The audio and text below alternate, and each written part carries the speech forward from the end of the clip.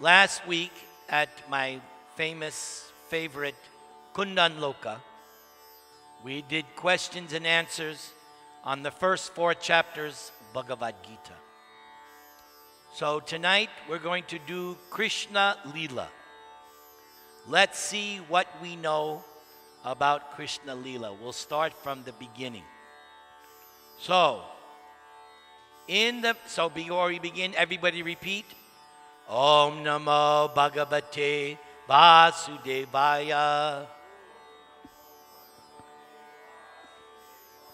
Om Namo Bhagavate Vasudevaya. Om Namo Bhagavate Vasudevaya. Okay, so the first question in the beginning. Let's go back 5,000 years. Going back. In the beginning of the 10th canto, somebody is crying. Who is crying? Come to the head of the class. You can bring your chair right here. Mother Earth. Second question. Why is she crying?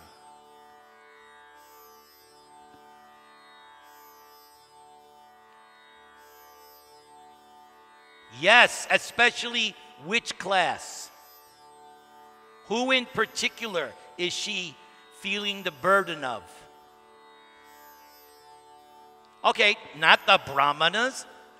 Asuras, yes, but they're in what position? Kings, yes. And who's the leader, the king of all the demons? Kamsa. Yes, he had made an alliance with all the other demons. Jarasandha, Shal, all the demons. And specifically, she was feeling burdened. What were these kings doing? They were building something. What? What's that? Speak loud. No, they're building something. Same thing. The Americans are doing all the big. What are they building up? Military. The military-industrial complex. They're building up more weapons, more armies. Don't we see that happening in the world right now? China, North Korea. All the Iran, they're building up more troops, more weapons. That's the military-industrial complex. That's why Mother Earth was feeling great burden. So, Mother Earth took the form of what? Cow, yes. Cow symbolizes what? What does the cow symbolize? Yes, religion. Right. Like Prabhupada says, the cow gives you milk, which is liquid religion. Milk is the best food. Okay, so she was crying. She took the form of a cow. Who did she go to see? Yes, Lord Brahma. What's his position? What's that? Engineer? Yes. He's the creator, or you could say he's the chief person in the universe. He's the leader. He's the head. Who's the other chief person? No. Lord Shiva, right? Brahma, Shiva. Yes, Indra is the king of heaven, but above Indra is Brahma, Shiva, and of course, Vishnu. Very good. Now, Mother Earth, in the form of a cow, explained to Lord Brahma her position What did Lord Brahma say? What was his response?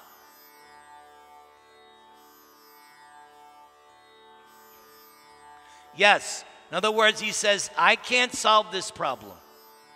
I have to go to higher authority. So where did they go specifically? Shweta-dweep. Well, they didn't go to Shweta-dweep. They didn't go there. What's that? Ah, they went to the milk. They can't see it. They can't see the ocean of the island. Why can't they see it? There's two reasons why they can't see it. They can go to the shore, but they can't see the island. There's two reasons. No. No. What color is this island? White. What color is the ocean of milk? Huh. You think you're going to see it? Besides that, it's a transcendental abode. You can't go there unless you have Wi-Fi access. You have to have transcendental access to go to that. So they can only go to the shore. Okay. Okay, then they offer a specific prayer. What's the prayer they offered? Yes, Purusha Sukta. Purusha, South Indian Brahmins, they chant that Purusha Sukta prayer, which invokes the Lord's compassion. So this island is known as what, Batuk? Shweta-dweep, the white island. Shweta means white. Okay? And who lives in that island? Shiro Dakashai Vishnu, right? Shira, right? Milk, or you say kheer, but the Sanskrit is Kshira. All right? Good. So they offered the prayer. What happened? After offering the prayer, what happened? No, nothing happened. They offered the prayer, nothing happened. Then somebody went into meditation. No, Brahma. He sat in meditation and he got text message. Where? Where did he get it? In the heart. That's where you get text message from Krishna, not your iPhone. No, the text message comes in the heart. Tene Brahma Hridaya Adikavaye. Same thing at the dawn of creation, when Brahma didn't remember how to do the creation. He sat in meditation, and from within, Krishna instructed. So the same way, this time, he got the message. What was the message? There are several things in the message. What was the message? Wait, speak up.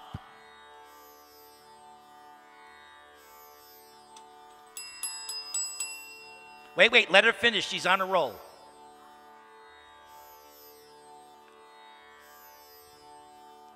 Not just Vrindavan. What family? What family? Yadu. Right, take birth. Very good.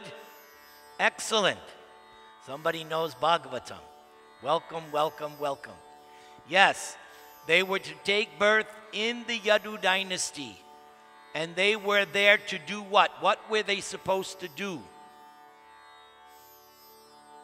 What are they just, are they there? What are they, why are they taking birth? They're going to assist Krishna, because that's the function of the demigods. The demigods are not independent. Because like, you know, you have a president and he has all his cabinet members and ministers. They're supposed to serve. So the demigods are different limbs of Vishnu, and they exist simply to serve. So the demigods, what they did was they expanded themselves. The demigods were still there, but they have that ability to expand themselves. I wish I had that. They were able to expand themselves. So Indra was still Indra, but his expansion took birth in the Yadu dynasty. All the Devatas, all of them. Okay? So that was the text message. All right? Now, let's go to Bhagavad Gita. Okay? Take a little pause on Krishna. Now, Bhagavad Gita. According to Bhagavad Gita, the Lord comes for, you could say, 3 or 4 reasons. Why does the Lord descend as an avatar? What are the 4 reasons he comes? Huh? Can you explain? Okay, what does he do with the devotees? Protect. Okay, I like that. Huh? Yes, okay, that's number 1. Take care of the devotees. Number 2. Wait, she's got it. Yes, asuras or demons. Yes, got to take, because Mother Earth is overburdened. Because the earth is being ruled by the demons. That's the main, purpose here. He's got to take care of all the demons. He has to do it within 125 years. Because that's how long Krishna stayed on earth. So for 125 years, from the beginning, he's just killing demons. Okay. Then he does 2 more things. Establish which religion? Hindu religion? Sanatan Dharma.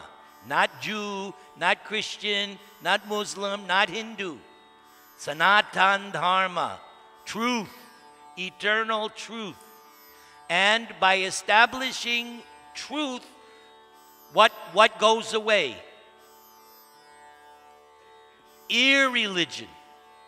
Because it's like a balance. As irreligion goes up, religion goes down. And when religion goes up, irreligion goes down. Very good. Let's see it. What else? Okay, those are the 4 reasons why Krishna comes. Okay, we'll take our first. What? Yes? Yes.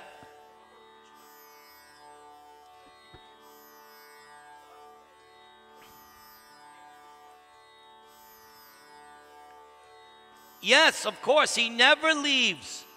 This is a good question for those who didn't hear. Some people think that when Krishna appeared on earth that he was absent in his abode. No. He's always in it. So it was an expansion, but an expansion of his real original personality. Yes. It was himself directly expanded.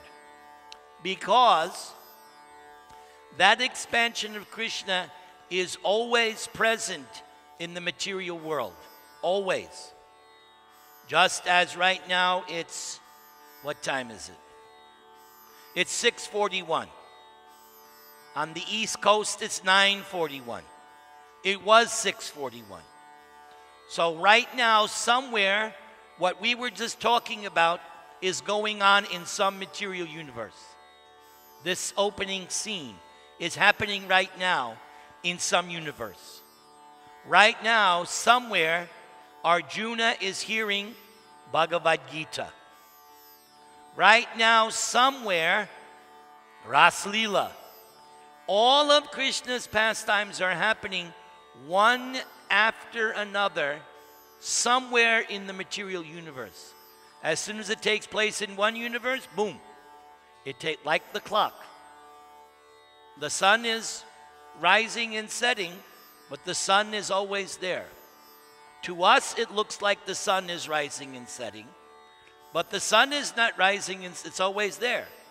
It's relative to your position. So Krishna's manifest pastimes are always going on in the material creation. as long as there's a material creation. Sometimes the material creation is wound up. There's no material, so then obviously it's not happening.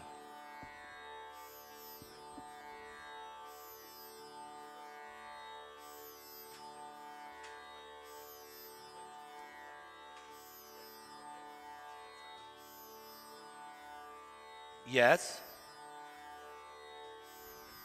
Yeah.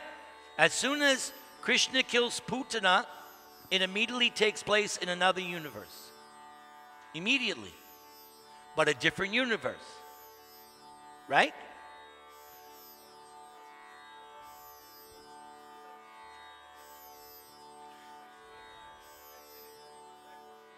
Yes, yes, somewhere. Yeah, somewhere. Because just like the clock, now it's 6:43. It's going to be 6:43 somewhere else later.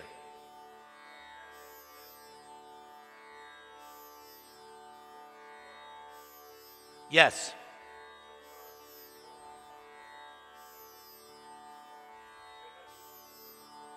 Yes. Somehow or other this is all adjusted. The time thing is all adjusted. This much we know we learned this from Lord Chaitanya Mahaprabhu. He's the one who stipulated. What I just said is all stated by Lord Chaitanya Mahaprabhu when he's explaining to Sanatan Goswami that all the pastimes of Krishna are going on somewhere in the universe. As soon as it takes place in one universe, it's manifesting in another universe. Okay? Yes? No? Maybe? Everybody chant the Maha Mantra. Om Namah Bhagavate Vasudevaya.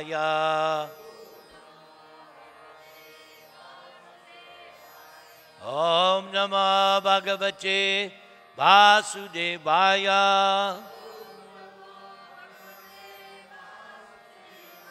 Om Namah Bhagavate Vasudevaya.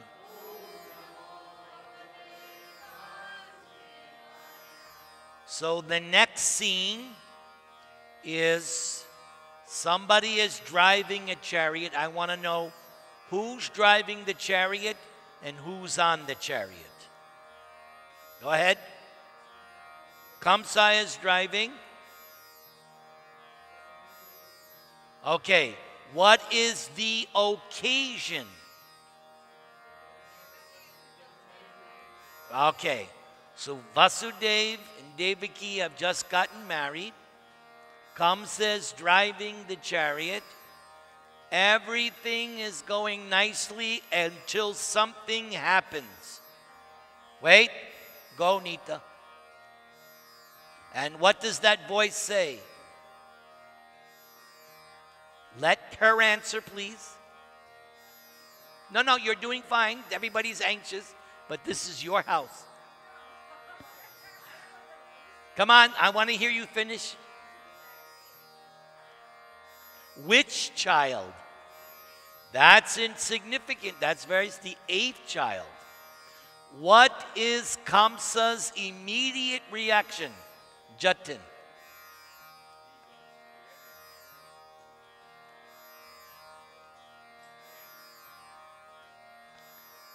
And what does he do, Jatin? Wait, whoa. I know most of you know a lot of I want to see. Okay. So, Meenakshi. No, it's okay. So, what did he do immediately?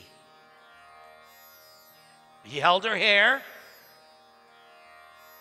He pulled her from the chariot. He took out a sword. So, how many hands are driving the chariot? None. He's let go. In one hand, he's got her hair. In one hand, he's got a sword. What's he going to do? Yes. Who stops Kamsa? Vasudev. Very good. Vasudev. Now, how did Vasudev tried to save his wife. What did he do? What? What did he do? Yes. Very good. Wait, don't go ahead of yourself. Yes. By preaching. By preaching to him. He told him not to be afraid of something. What did he tell Kamsa not to be afraid of? What? Death, yes. He said, don't be afraid. Why should we not be afraid of death? Why? According to Vasudeva. Why?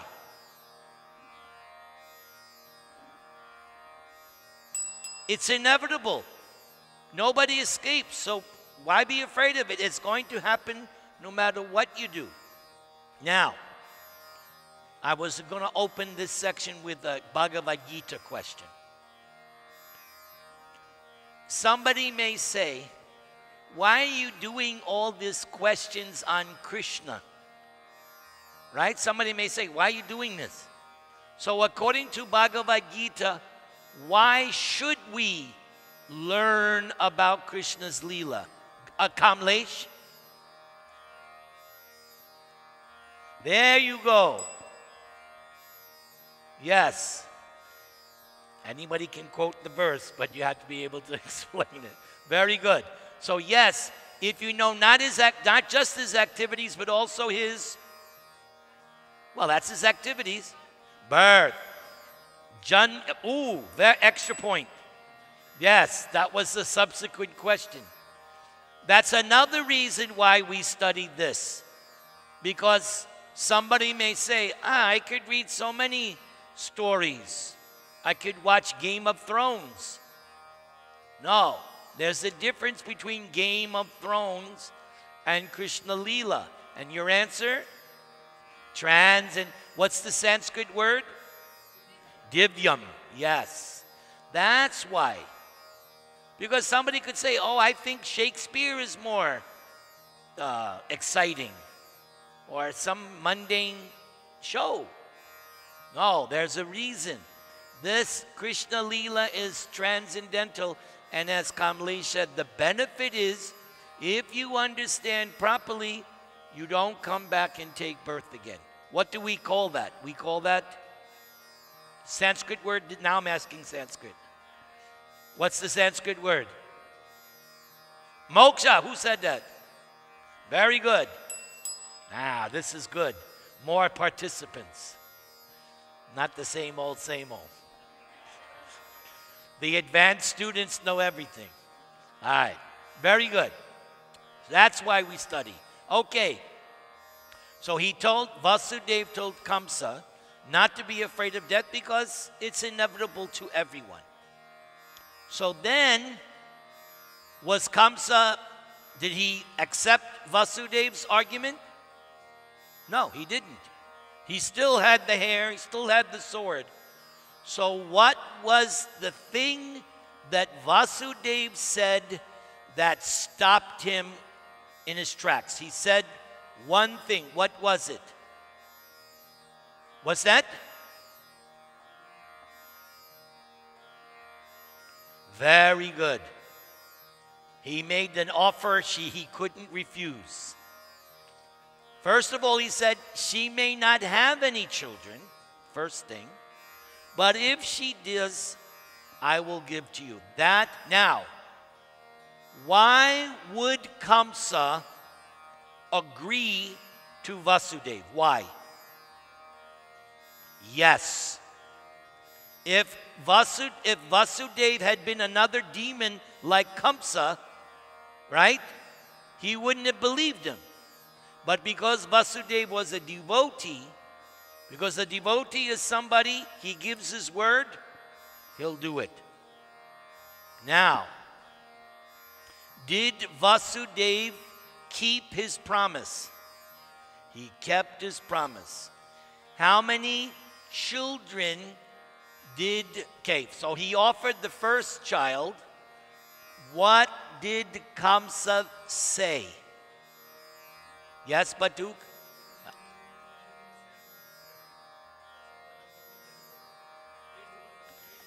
Yes, he said, in other words, over time, he softened a bit. So he said, well, it's the 8th one. So you can keep this one. Vasudeva, as the expression goes, he dodged a bullet, right? He's able now, he gets to keep his first son. Everything's going nicely. Somebody comes and mucks up the whole thing. Who comes? Narada Muni Bhajaya Veena Radhika Ramana. We can picture Narada coming. Narayan, Narayan, Narayan. So who does he go to see? Kamsa. He tells Kamsa a few things. What does he tell Kamsa? Wow! I am very impressed. You know Bhagavatam. You must come to all the programs. I'm very impressed. Yes, Narada said, you know, these omens, you know, maybe false news. Maybe CNN, Fox News. I wouldn't, you know, they said the 8th, but it could be any one. Then what else did Narada say to Kamsa, to his face? What did he say? That's what she just said. There's more that Narada said. No. You're still back at Vasudeva. Same thing. That's the same thing. No, he says something different. He says, in your last life, you were what? What was Kamsa in his previous life? A demon. Does anybody know his name? Kalanemi. Okay? During the battle, during the churning of the ocean of milk, the demigods and demons churned the ocean of milk. Mohini came. There was a fight. So Kalanemi was killed by Vishnu. So Narada said, Kamsa, in your last life, you were a demon and you were killed by Vishnu. Then he said, what? What?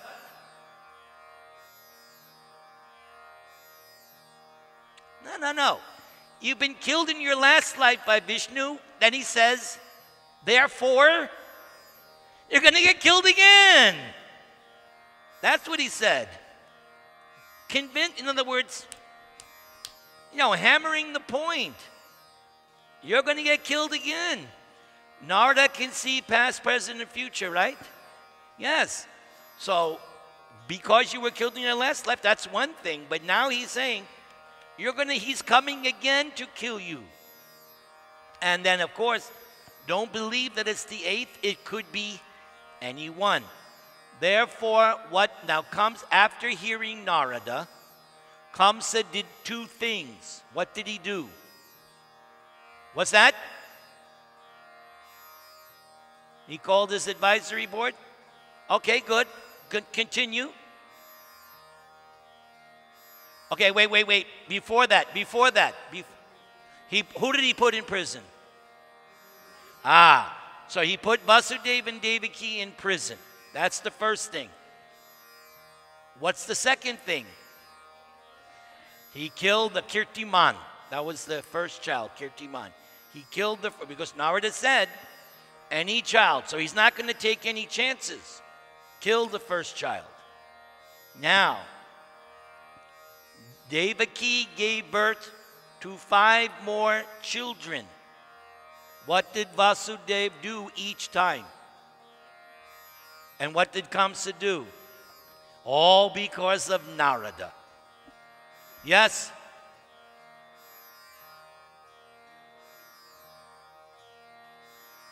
So this Prabhupada answers in Krishna book. Yes, you think, hey Narada, what the hell are you doing here? No, somebody could ask, what's he doing? Narada, what's he trying to do? He wants Krishna to come as soon as possible. So he's thinking, the more Kamsa does sinful activities, Krishna is going to come. That's why he did it. There's another reason. So, 6 children, the first 6 children of Devaki were killed. There's another reason why they had to die. In a previous birth, they had committed an offense against Lord Brahma. And therefore they were cursed that they would appear at this time, they would be killed. So it was all, you could say, their destiny. Of course, Narada knows, past, present, and future, he knows. So Narada is not acting independently. He's acting as an agent. So you could say this is actually the design of Krishna, because Narada is Krishna's representative. So the 6 children are now been killed. Vasudeva and Devaki, where are they? In a prison, there. What city is this taking place? Mathura, very good. All right. Now, the 7th child, the 7th pregnancy of Devaki, what happened? Wait, go ahead. Where was it transferred? Okay, so who is Rohini? He has another wife. Where? Gokul. Well, this time it's Gokul. Okay, very good. Now, how many? I'll have to look it up. No, there's a specific number. They were all sisters. It's in the box. Maybe during our tea I will look it up. It won't take long to find out. I have a number in my head, but I'm not sure, so I'll do the research. I'll actually look it up when what you're going to sing next. Okay? So while she's singing, I'll look that up. It's in the 9th canto or 10th canto it's mentioned. Okay. So, when the 7th child is taken from the womb of Devaki to Rohini, who made that happen? Yoga. Who is Yoga Maya? Huh? It's Krishna? Which potency? Spiritual potency, or the internal potency, right? Not Durga. Durga is external, material, but Krishna and his pastimes take place on the spiritual platform. So, because this 7th child was, how did it happen? She attracted him. She attracted him. That's what women do. They attract by their feminine charms. They attract. That's their potency. Okay. Therefore, this child got a specific name because now he unites 2 families. What was that name? Ooh. Sankarshana. Everybody say. He unites the Yadu dynasty with the family of Nanda and Yashoda. He's like uniting. Okay. Now, because this Sankarshan is now, you could say, can be called Devaki Nandan, right? Because originally he was in her womb. So it's not improper to call him Devaki Nandan. But he can also be called Rohini Nandan. He is known by 2 other names. Balaram, Baladev. Very good. Balaram means what? Yes, supreme, powerful pleasure. And Baladev? Yes. Powerful. Bala. Power. Very good. Now, because Baladev's son Karshan was attracted from Devaki to Rohini, externally, what did everybody think? Miscarriage. Very good. They thought she had a miscarriage. So that's child number 7. Very good. Who told Yogamaya to do all this? Krishna. Exactly. Krishna told. Now, in the Bhagavatam, it's explained that this Yogamaya is also represented in the material world as Durga Mata. And in the Bhagavatam, there's many different names. Amba, Narayani. There's so many different names. So in the material world, she satisfies material desires. And in the spiritual world, Yogamaya satisfies the spiritual pleasures of Krishna and the devotees. Everything happens by the grace of Yogamaya. Very good. All right. We'll have a commercial break. All right. So now, Varuni Devi Das.